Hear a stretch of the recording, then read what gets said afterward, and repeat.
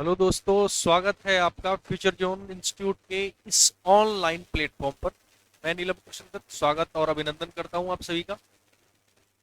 Last video में हम लोगों ने ज्योग्राफी के बारे में डिस्कस किया था कुछ, और इस संदर्भ में हम लोगों ने कल जो डिवाइडेशन था हमारा हिमालय का, उसमें हम लोगों ने डिस्कशन किया था कि क्षैतिज हिमालय हम लोगों ने किस तरह पढ़ा। क्षैतिज हिमालय में हम लोगों ने उसका पहले महान हिमालय के बारे में पढ़ा, फिर इसके बारे में हम लोगों ने मध्य हिमालय के बारे में पढ़ा, फिर हम लोगों ने शिवालिक हिमालय के बारे में पढ़ा, और फिर हम लोगों ने ट्रांस हिमालय के बारे में पढ़ा। तो इस प्रकार हम लोगों ने विभाजन किया था। रेंज का भी हम लोगों ने विभाजन किया था कि काराकोरम रेंज, और फिर उसके बाद लद्दाख रेंज, और फिर उसके बाद जास्कर रेंज। इसी तरह से हम लोगों ने कल आपकी वीडियो में, जो आपको कल प्रेषित की गई थी वीडियो, उसमें हम लोगों ने इसी तरह से डिवाइडेशन किया था। अब हमारा जो लॉन्गिट्यूडनल है यानी ऊर्ध्वाधर विभाजन है हमारा, उसको हम लोग कुछ इस प्रकार करना चाहते हैं। जैसे ये हमारा हिमालय है, इसमें किस प्रकार डिवाइडेशन होगा इसका, अब वो बताने की हम लोग कोशिश करेंगे। तो यानी हम इसका क्षेत्रीय विभाजन पढ़ेंगे। हिमालय का क्षेत्रीय विभाजन यानी इसका मतलब होता है कि regional part of the Himalaya, Himalaya किस तरह रीजनल पार्ट से अलग अलग हो रहा है, या हम लोग किस तरह इसको डिवाइड करते हैं। तो अब डिवाइड करने का जो हमारा तरीका है, divide on the basis of the river, यानी हम नदियों के आधार पर इसको अलग करते हैं। नदी ही सबसे अच्छा तरीका माना जा सकता है। सिडनी बुरार्ड ने भी यही बताया था, अगर आप ज्योग्राफी की कुछ विश्वसनीय पुस्तकों के बारे में जिक्र करते हैं तो। नदियों के आधार पर अगर हम देखें तो पंजाब हिमालय को हम लोग डिवाइड करते हैं, पंजाब या फिर कश्मीर हिमालय हम लोग इस तरफ इसको बना सकते हैं। या फिर इसके अलावा हम लोग अगर देखें, पंजाब हिमालय को हम लोग किस तरह डिवाइड कर सकते हैं कि एक तो सिंधु नदी के हिसाब से और एक सतलुज नदी के हिसाब से। यानी जिसको इस तरह से देखा जा सकता है कि जैसे ये वाला जो वीडियो है, जैसे ये वाला तो हमारी जो माउंटेन हो गई है, ये वाली माउंटेन है हमारी जम्मू कश्मीर वाली,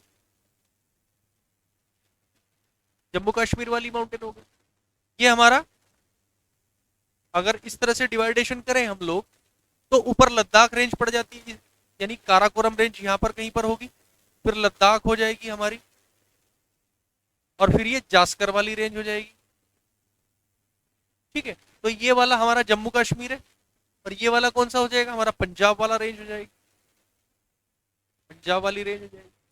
और फिर नेपाल हो जाएगा हमारा, यानी कुमायूं, ये नेपाल वाली रेंज हो जाएगी हमारी, और फिर से आगे आसाम वाला चला जाएगा हिस्सा। तो इस प्रकार हम लोग सिडनी बुराड़ के अकॉर्डिंग इसको, हिमालय को बाइफरकेट।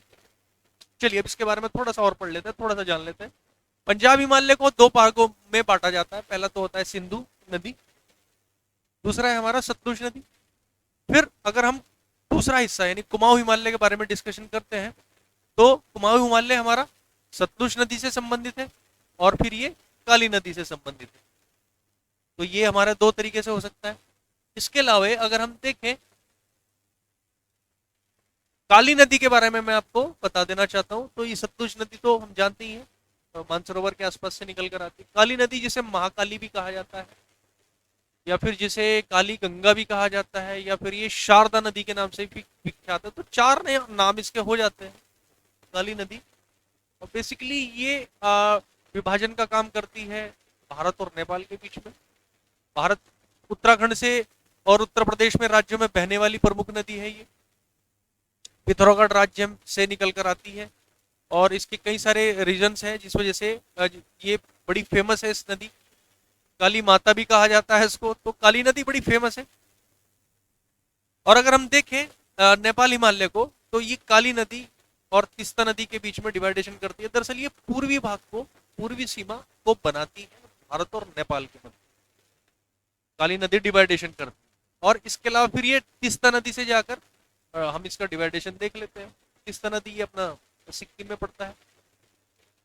इसके अलावा फिर हम देखें असम हिमालय, तो तीस्ता नदी से देहांग नदी तक। देहांग नदी का दूसरा नाम अपना अरुणाचल प्रदेश में जो होकर बहती है, और इसको हम लोग क्या बोलते हैं, ब्रह्मपुत्र नदी। तिब्बत में इसको किस नाम से जाना जाता है, तिब्बत में इसको सांगपो नदी के नाम से जाना जाता है, सांगपो रिवर के नाम से जाना जाता है। तो इस प्रकार ये हमारी जो रिवर है, इस तरह हम इसको डिवाइडेशन करते हैं। तो चार प्रकार से हम लोगों ने इसका विभाजन पढ़ा, नदियों के आधार पर हम लोगों ने इसका विभाजन पढ़ा। अब हम लोग थोड़ा सा जान लेते हैं और एक माउंटेन के बारे में, यानी हिमालय के बारे में तो हमारा डिवाइडेशन कंप्लीट हो गया है। अब हम बेसिकली जान लेते हैं उत्तर भारत की जो पर्वतीय क्षेत्र थे वो तो कंप्लीट हो गए हैं हमारे। अब हम अगर बात करें अरावली पर्वत की, अगर हम थोड़ा सा नीचे की तरफ आ जाते हैं तो अरावली पर्वत अब हमारे इसके हिमालय के ठीक नीचे की तरफ डिवाइडेशन हम पढ़ेंगे। अरावली माउंटेन कहाँ से स्टार्ट होता है? अरावली माउंटेन स्टार्ट होता है अपना गुजरात से। गुजरात के बाद कहाँ तक फैला हुआ है ये हम लोग डिस्कशन करेंगे इसको। गुजरात के बाद ये फैला हुआ है अपना राजस्थान में, राजस्थान के बाद हरियाणा में फैला हुआ है और फिर ये दिल्ली तक गया हुआ है। दिल्ली में रायसीना की जो चोटी है, यानी रायसीना जो हिल है, और रायसीना हिल पर हमारे राष्ट्रपति जी का भवन है, हमारे देश के राष्ट्रपति का भवन, इसका नाम राष्ट्रपति भवन जी का, राष्ट्रपति जी का जो भवन है वो रायसीना की जो हिल है वहां तक ये उस पे ही है। इसके अलावा राजस्थान में एक जगह पड़ती है, तो ये 1 2 3 4 4 राज्यों तक ये फैला हुआ है मुख्य तौर पर। और इसके अलावा अगर हम बात करते हैं तो राजस्थान में एक जगह पड़ती है सिरोही जिले में, माउंट आबू, ये सिरोही जिले में पड़ता है। बड़ी खूबसूरत सी जगह है वहां पर। राजस्थान के बाकी डिस्ट्रिक्ट के अकॉर्डिंग टेम्परेचर थोड़ा कम वेरिएंट करता है और बहुत अच्छी झीलें वगैरह भी हैं वहां पर। और हिंदू और जैन तीर्थंकर के लिए, यानी दोनों धर्म के लोगों के लिए बहुत अच्छी जगह है, घूमने लायक स्पॉट भी है वहाँ पर। वहीं पर एक जगह पड़ती है गुरु शिखर। गुरु शिखर इसकी चोटी भी है, हिल है। गुरु शिखर जब चोटी है तो इसकी ऊंचाई देख लेते हैं, कई बार एग्जाम में पूछा गया है, 17-22 मीटर के आसपास इसकी ऊंचाई। इसके अलावा अगर हम देखें, अगर अरावली पर्वत को ही उदयपुर में किस नाम से जाना, यहां तक इसको जरगा हिल के नाम से जाना, ये जरगा चोटी है। और फिर अगर हम देखें तो अजमेर में, ये तो उदयपुर की हम लोगों ने बात करी है, अगर हम बात करते हैं अजमेर में, तो ये अजमेर में हर्षनाथ पहाड़ी के नाम से बड़ी फेमस है। ये सीधा सीधा कई बार आयोग ने तो पूछ लिया कि हर्षनाथ पहाड़ी इस रेंज में पाई जाती है, तो ये एग्जाम में सीधा सीधा पॉइंट बना, हर्षनाथ पहाड़ी अरावली श्रेणी यानी अरावली रेंज में आती है। फिर इसके अलावा अगर हम देखें मुख्यतः तो ये क्लाइमेट डिवाइडर का भी काम करता है। इसका मतलब ये जलवायु विभाजक के रूप में काम कर रहा है। किस तरह काम कर रहा है मैं आपको बताता हूँ। यानी ईस्ट में अगर हम देखते हैं तो ये सेमी एरिड काम करता है। जैसे अगर ये विभाजन हो गया है अरावली रेंज का, तो अरावली रेंज अगर मैं बात करता हूँ तो ये वाला हिस्सा तो वेस्ट वाला हिस्सा हो जाता है, ये वाला हिस्सा ईस्ट वाला हिस्सा हो जाता है। तो ईस्ट वाले हिस्से में सेमी एरिड हो जाता है, क्योंकि अरावली से इधर की तरफ तो पूरा डेजर्ट का इलाका माना जाता है, और इससे इधर की तरफ क्या हो जाता है, थोड़ा सा कम मरुस्थल होता है। वो ऐसा माना जाता है कि इधर वाले इलाके में जब मॉनसून के जो बादल होते हैं, क्लाउडेड जो एरिया होता है, वो सीधे निकल जाते हैं वेस्ट वाले हिस्से, तो वो सीधे निकल जाते हैं, तो उस इलाकों में बारिश नहीं हो पाती। इसके पीछे एक लॉजिक ये है कि ईस्ट वाले हिस्से में माउंटेन थोड़ा क्या होता है, बारिश हो जाती है। जब आपस में टकराते हैं माउंटेन, तो यहाँ पर इस इलाके में अच्छी खासी बारिश हो जाती है, इस वजह से इस इलाके में कम मरुस्थल पाया जाता है, और इस इलाके में वेस्ट वाले में थोड़ा सा ज्यादा मरुस्थल पाया जाता है, क्योंकि क्लाउडेड जो माउंटेन होता है वो सीधे निकलते हैं अरावली के वेस्ट की तरफ। तो ये एक रीजन है। अगर हम बात करते हैं जलवायु विभाजक के लिए, तो जलवायु विभाजक का भी काम करता है। और अगर हम बात करते हैं अरावली रेंज की, तो यह एक जल विभाजक के रूप में भी काम करता है, यानी वाटर डिवाइडर के रूप में भी काम करता है, वाटर शेड के रूप में भी काम कर लिया जाता है। कैसे? तो ये एक लूनी नदी और एक गंगा नदी। लूनी नदी कहाँ पर जाके गिरती है? कच्छ के रन में, ये अपने आप को समाहित कर जाती है, और गंगा नदी पूरी उत्तर के में फैली हुई है। और अगर हम देखें इन दोनों के बीच में ये डिवाइडर का काम करता है, तो ये जल विभाजक के रूप में बड़ा फेमस। इसके अलावा अगर हम बात करते हैं अरावली पर्वत किस प्रकार का उदाहरण है, तो ये रेजिडुअल माउंटेन का एक उदाहरण है। रेजिडुअल माउंटेन से ये सीधे सीधे संबंधित है, और बहुत सारी पुरानी चट्टानों में इसका जिक्र भी होता है कि ये बेसिकली ये माना जाता है कि अपशिष्ट पर्वत का सब उदाहरण है। इसलिए अब मान के चलिए कि राजस्थान की ये जो मुख्य बातें हैं, और मैंने जो अरावली के बारे में आपको विस्तार से बातें बताई हैं, ये आपके एग्जाम पॉइंट ऑफ व्यू से बहुत इंपॉर्टेंट होगी। इससे ही अगली वीडियो में मैं आपको, या फिर इसके बारे में मैं थोड़ा सा और आगे विंध्याचल माउंटेन के बारे में, या फिर मैं आपको मैप के बारे में पूरा डिस्कशन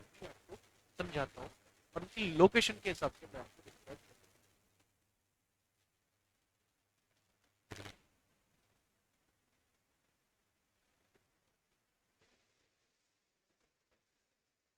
तो बेसिकली अब मैंने मैप बना लिया है और इसके अकॉर्डिंग अब हम लोग डिस्कशन करते हैं इन माउंटेन रेंजेस के बारे में।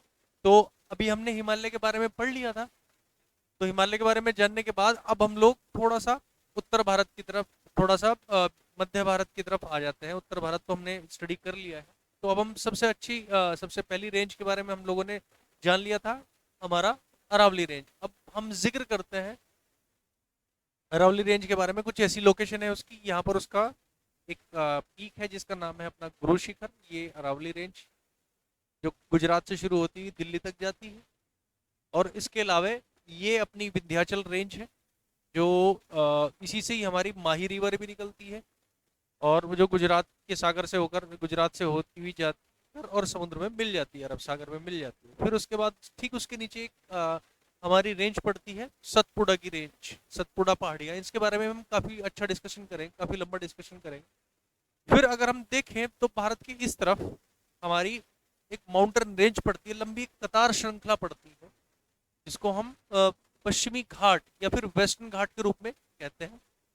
इसमें सबसे अगर पहले देखें, यहाँ से होकर एक ताप्ती रिवर जाती है, ये वाली ताप्ती रिवर है, ताप्ती नदी, और ये अपनी नर्मदा नदी है, नर्मदा नदी। ठीक है जी। तो अब इस कंडीशन में क्या होता है, जब ताप्ती नदी का जहां पर मुहाना खत्म हो जाता है, जब यानी ये समुद्र में जब ये गिर जाती है, वहां से स्टार्ट होता है हमारा एक माउंटेन रेंज, जिसको हम वेस्टर्न घाट के रूप से के रूप में अ, मुख्यतः ये विश्वविख्यात है। और अपनी बायोडाइवर्सिटी यानी अपनी जैव विविधता के बारे में विश्वविख्यात है। न सिर्फ भारत में इसका स्थान है बल्कि विश्व में भी इसका स्थान है। ओके, अब बात करते हैं यहाँ से सबसे पहली माउंटेन पड़ती है हमारी कालसुबाई। फिर उससे थोड़ा सा और नीचे आ जाएंगे, यानी महाराष्ट्र में आ जाएंगे तो महाबलेश्वर आ जाएगा। महाबलेश्वर की पीक हिल है। फिर उसके ठीक नीचे कुद्रेमुख आएंगे, जो कर्नाटक का एक हिस्सा है। फिर ब्रह्मगिरी, जो भी कर्नाटक का एक हिस्सा है। तो इस प्रकार माउंटेन रेंजेस के बारे में हम लोग डिस्कशन करेंगे। फिर इधर की तरफ आ जाएंगे। इधर मैंने अभी सीरियल नाम लिखा है, सीरियल नंबर 1 2 3 4 5। इनके नाम अभी बताऊंगा मैं आपको वीडियो में, पूरा इनके बारे में डिस्क्रिप्शन दूंगा, कौन सी चीज कहाँ पर है। तो सबसे पहले डिस्कशन कर लेते हैं विंध्याचल रेंजेस का। विंध्याचल एक ब्लॉक माउंटेन का एग्जाम्पल है, यानी this is a block mountain, यानी भ्रंश पर्वत है। भ्रंश पर्वत के बारे में मैं आपको पहले भी बता चुका हूँ, पहली वीडियो में भी मैं आपको बता चुका हूँ कि जब दोनों तरफ से प्रेशर लगता है और बीच का हिस्सा ऊपर की तरफ बढ़ जाता है, तो इसकी इसकी शेप कुछ इस तरह से हो जाती है, जो भ्रंश पर्वत है। तो ये नीचे वाले हिस्से में तो प्रेशर इधर की तरफ लगता है, और नीचे की तरफ से प्रेशर ऊपर की तरफ से जब लगता है यहाँ पर, तो ये वाला हिस्सा ऊपर की तरफ उठ जाता है। इसी को हम लोग क्या कहते हैं, भ्रंश पर्वत के नाम से जाना गया। ये इसी का एक एग्जाम्पल है विंध्याचल रेंज, तो इसको भ्रंश पर्वत की श्रेणी में आता है। कहाँ से स्टार्ट होता है, अपना गुजरात से ही स्टार्ट होता है। अगर हम देख, गुजरात से होता हुआ मध्य प्रदेश में जाता है, फिर ये छत्तीसगढ़ में भी जाता है, और फिर ये बिहार में भी जाता है, और फिर झारखंड में भी जाता है। यानी गुजरात से होता, गुजरात जाएगा, फिर उसके बाद मध्य प्रदेश जाएगा, फिर छत्तीसगढ़ जाएगा, झारखंड जाएगा, और फिर बिहार के हिस्से में ये चला जाता है। अब गुजरात से कहाँ से स्टार्ट होता है, ये गुजरात से स्टार्ट होता है जोरबाट से। गुजरात का एक इलाका है जिसका नाम है जोरबाट, वहां से स्टार्ट हो जाता है। और इसका अंत अगर देखा जाए तो बिहार में होता है सासाराम में, सासाराम तक इसका अंत देखा गया है, यहाँ तक आकर एंड हो जाता है। इसमें अगर हम देखें तो ये साउथ इंडिया यानी पूर्वी भारत जो है, और नॉर्थ यानी उत्तर भारत जो है, इन दोनों को डिवाइडेशन करने का ये काम करता है। दोनों को डिवाइडेशन करने का मुख्यतः काम करता है। इसमें से कौन कौन सी रिवर निकल रही है यहाँ पर, इसमें से नर्मदा रिवर निकल रही है। और या देखिए नर्मदा रिवर यानी जो अपनी सतपुड़ा रेंज और विंध्याचल के बीच में से नर्मदा रिवर निकल रही है, नर्मदा रिवर निकल रही है। और नॉर्थ इंडिया में कौन सी रिवर है अपनी, ये यहाँ से गंगा रिवर होकर चली जाती है, ये अपनी गंगा रिवर जा रही है। ठीक है। तो इस प्रकार से गंगा रिवर, तो ये दो नदियों को बांटने का, डिवाइडेशन करने का भी काम कर रहा है, एक तो गंगा का और एक नर्मदा का। तो इस प्रकार हम ये देख सकते हैं। इससे नदी कौन सी निकलती है यहाँ से, तो यहाँ से एक बहुत फेमस नदी है, और गुजरात की उससे बहुत सारी पेयजल परियोजना भी इसके ऊपर डिपेंड है, विद्युत जल परियोजना भी इसके ऊपर डिपेंड है। मध्य प्रदेश से निकलती है माही नदी, बहुत खास नदी है, जो मध्य प्रदेश से निकलती है और साथ साथ में गुजरात से होती हुई, और गुजरात की बहुत सारी आवश्यकताओं को पूर्ति करती हुई, मध्य प्रदेश की भी आवश्यकताओं को पूर्ति करती हुई अरब सागर में वो मिल जाती है। तो ये एक नदी बहुत इंपॉर्टेंट है यहाँ पर। यहाँ, तो इसलिए मैंने इसके बारे में अभी बताऊंगा, मैं आपको और डिटेल से बताऊंगा। फिर आगे आती है हमारी सतपुड़ा रेंज। तो इस सतपुड़ा रेंज में बेसिकली क्या है, ये ब्लॉक माउंटेन का एग्जाम्पल है, ये भी सतपुड़ा रेंज। अच्छा, मैं इसके बारे में बता देना चाहता था, विंध्याचल जो रेंज है, इसकी कोई पीक नहीं है, इस नदी की कोई पीक नहीं है, कोई चोटी नहीं है इस रेंज की, विंध्याचल की। तो ये भी आप देख लीजिएगा। और इसके बाद आप आती है हमारी कौन सी, इसके बाद रेंज आती है हमारी सतपुड़ा रेंज। तो सतपुड़ा रेंज की अभी हाल ही में एग्जाम हुआ था, तो उसमें पूछा गया सतपुड़ा रेंज की सबसे ऊंची चोटी का नाम बताइए, तो धूपगढ़ है। तो गुजरात से स्टार्ट होती है, राजपीपला से, ये राजपीपला से स्टार्ट होती है, फिर उसके बाद ये एमपी में जाती है, महादेव महादेव चोटी के नाम से या महादेव हिल के नाम से बड़ी फेमस है। और फिर ये जाती है छत्तीसगढ़ में, प्लस एमपी में भी जाती है, जहाँ पर मैकाल हिल भी है। तो ये मैकाल पहाड़ी है, ये वाली मैकाल पहाड़ी। और इसमें इस तरह से तीन चार राज्यों में फैली हुई, गुजरात में, एमपी में, छत्तीसगढ़ में और एमपी में। तो इस प्रकार ये फैल, इसका जाल फैला हुआ है। ये सबसे हाईएस्ट पीक धूपगढ़ है, और ये पंचमढ़ी मध्य प्रदेश में स्थित है। इसकी जो धूपगढ़ की जो ऊंचाई है वो 1350 मीटर के आसपास इसकी ऊंचाई है, 1350 मीटर के आसपास इसकी ऊंचाई। और इस पंचमढ़ी में जो ये जगह है, यही से एक जगह है जिसका नाम है Amarkantak. Amarkantak is the highest peak of Maikal. Maikal की सबसे ऊंची चोटी का नाम, हाईएस्ट पीक ऑफ यानी मैकाल है, इसमें से ही मैकाल की सबसे ऊंची चोटी है।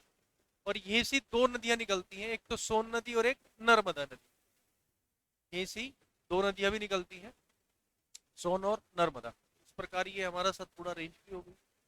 अब बात कर लेते हैं कुछ इसके वेस्टर्न घाट से संबंधित। वेस्टर्न घाट में अगर हम देखें, यानी पश्चिमी घाट, ये क्या है, एक नैरो माउंटेन स्ट्रिप बनाती है, एक पतली सी लंबी सी रेखा बनाती है। इसको हम लोग क्या बोलते हैं, पश्चिमी घाट। पर्वत की एक लंबी कतार है यहाँ पर। अगर इसमें हम देखें तो ये एक सह्याद्री है, यानी यहीं से बहुत सारी नदियों की शुरुआत भी होती है। यहीं से ताप्ती नदी जो होती है, वो जहाँ ताप्ती नदी आकर खत्म हो जाती है, वहीं से ही शुरुआत भी हो जाती है इस माउंटेन रेंजेस की, यानी पश्चिमी घाट की शुरुआत भी हो जाती है।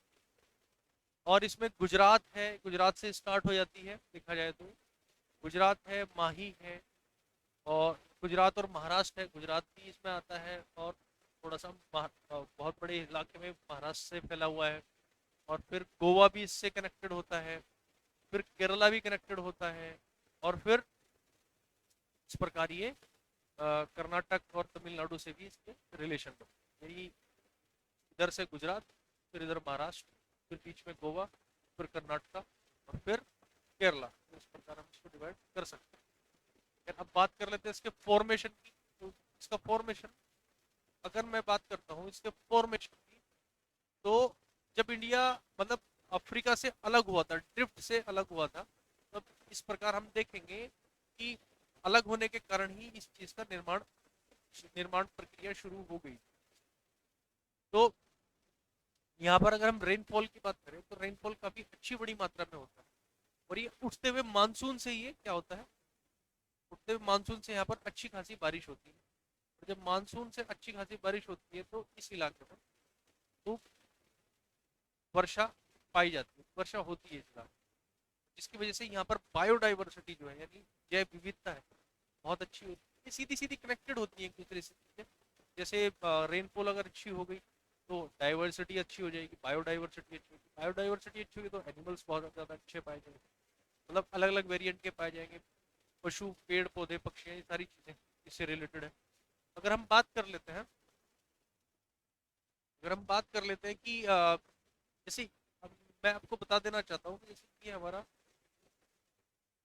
माउंट, ये हमारा ओशन, यहाँ पर समुद्र की लहरें आ रही हैं। एकदम से वेस्टर्न घाट शुरू नहीं हो जाता, तो इसका ये वाला जो इलाका है, तो ये वाला इलाका हो जाता है इसका कोस्टल प्लेन इलाका।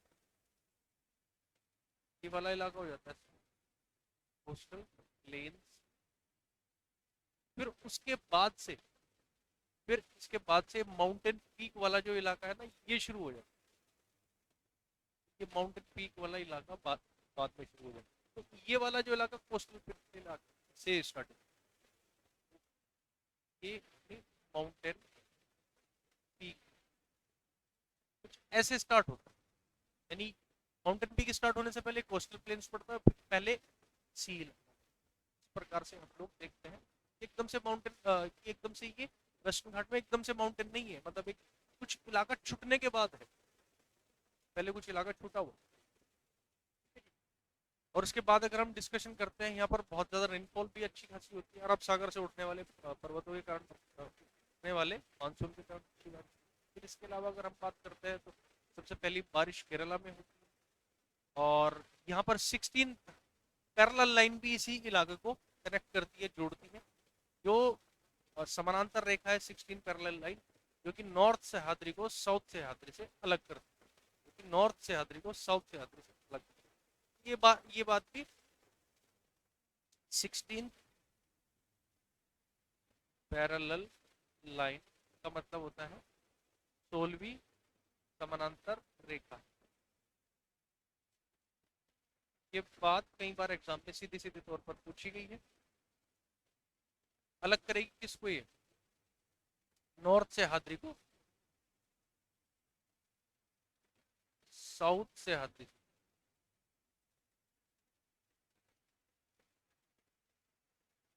ठीक है जी, तो इस प्रकार इनका डिवाइडेशन हो जाता है। तो अब तक के लिए बस इस वीडियो में मैं इन माउंटेन्स की बारे में आपको बता रहा था। अब मैं इनके बारे में डेस्क्रिप्टिव आपको थोड़ी सी जानकारी दूंगा नेक्स्ट वीडियो में, कि कौन कौन चीज़ें और कहाँ पर है, या पूर्वी घाट में और चीज़ें कौन कौन सी माउंटेन पीक बनती है, और इनके बारे में मैं और डिटेल आपको जानकारी दूंगा। तो अगर ये वीडियो आपको अच्छी लगे तो इस चैनल को सब्सक्राइब कीजिए, वीडियो को लाइक जरूर। अगली अगली वीडियो के लिए, अगली जानकारी के लिए हम आपसे इस वीडियो को प्रमोशन करने की डिमांड करते हैं। धन्यवाद और आपका दिन शुभ हो।